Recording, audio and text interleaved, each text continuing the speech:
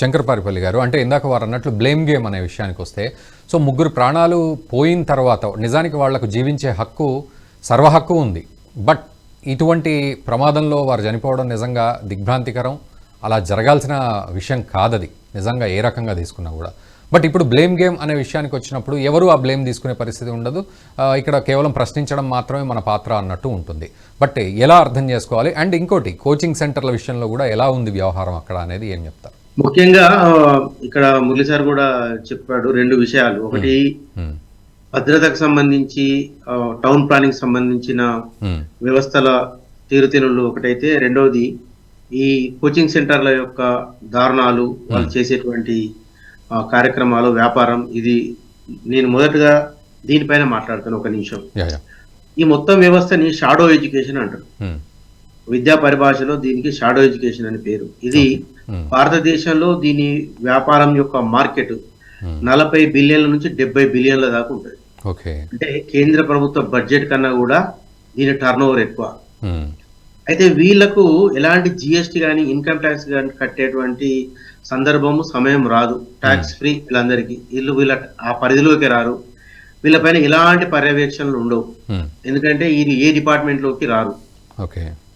అది పోతూ ఉంటే నికరంగా ఒక కుటుంబంలోని 40 నుంచి 50% వరకు సేవింగ్స్ ఈ షాడో ఎడ్యుకేషన్ కోచింగ్ సెంటర్ల పేరు మీద తల్లిదండ్రులు ఖర్చు చేస్తారు.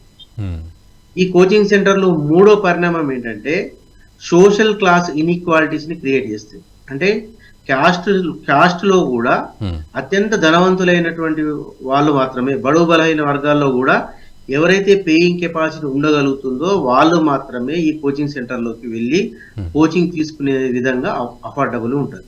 అంటే విద్య సమాన అవకాశాన్ని కల్పిస్తూ సమాన అభివృద్ధిని చూపించాలన్న విద్యని ఒక ప్రత్యామ్నాయ వ్యవస్థ షాడో ఎడ్యుకేషన్ పేరు మీద, కోచింగ్ సెంటర్ల పేరు మీద, ఇది ప్యారలల్ గా, అంటే ప్రధాన స్రవంతికి భిన్నంగా సమాంతరంగా ఒక పర్స్పెక్టివ్ ని మన అందరం ఉంచింది. దీనిపైన పాలకులు కూడా ఏ విధమైనటువంటి దృష్టిని ఇంతవరకు పెట్టలేదు. నేను కూడా దీనిపైన గతంలో ఒక డీటెయిల్ గా ఒక న్యూస్ పేపర్ ఆర్టికల్ కూడా రాశాను.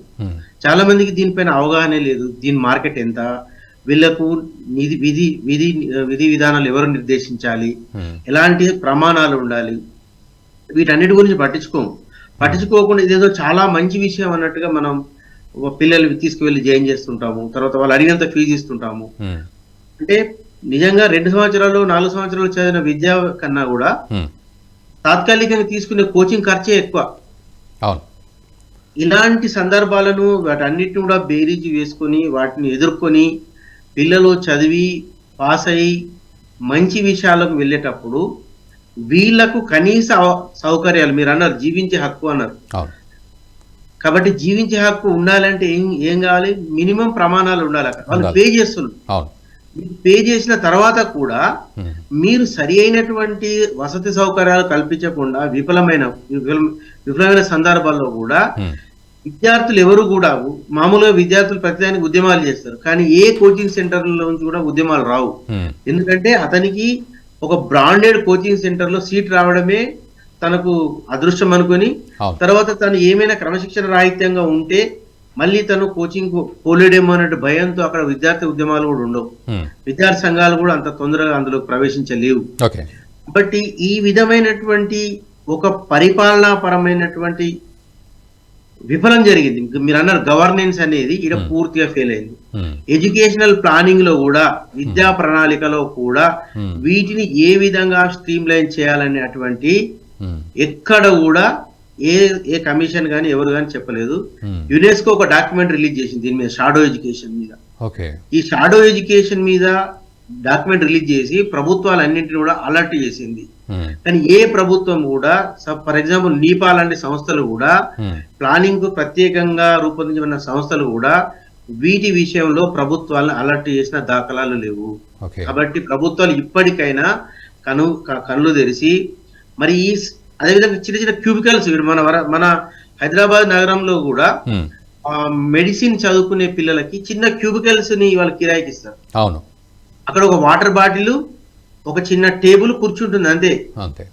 దానికి పిల్లవాడు చాలా డబ్బులు పే చేయాలి. అవును. మరి ఈ మాత్రం ఒక అంబియన్స్ క్రియేట్ చేసి దానికి ఒక మార్కెట్ క్రియేట్ చేసి ఉమ్, అత్యంత భయాందోళనతో కూడినటువంటి చదువుల వల్ల విద్యార్థులకు వచ్చే లాభం ఏంటి, ఈ వ్యవస్థకు వచ్చే లాభం ఏంటి? లాభం ఏంటి? యా యా తల్లిదండ్రులు, యా. పాలకులు అందరము స్వచ్ఛంద సంస్థలు, విద్యా సంస్థలు, విద్యార్థి సంస్థలు గమనించాలి. ఈ వీడియో మీకు నచ్చినట్టయితే లైక్ చేయండి, 10 మందికి షేర్ చేయండి. అలాగే కామెంట్ల రూపంలో మీ అభిప్రాయాలను మాతో పంచుకోండి. Nationalist hub group of channels ను సబ్స్క్రైబ్ చేసుకుని తెలుగునాట జాతీయవాద జర్నలిజాన్ని ప్రోత్సహించండి. ఈ వీడియో కింద ఉన్న బెల్ ఐకాన్ పై క్లిక్ చేయడం మర్చిపోవద్దు.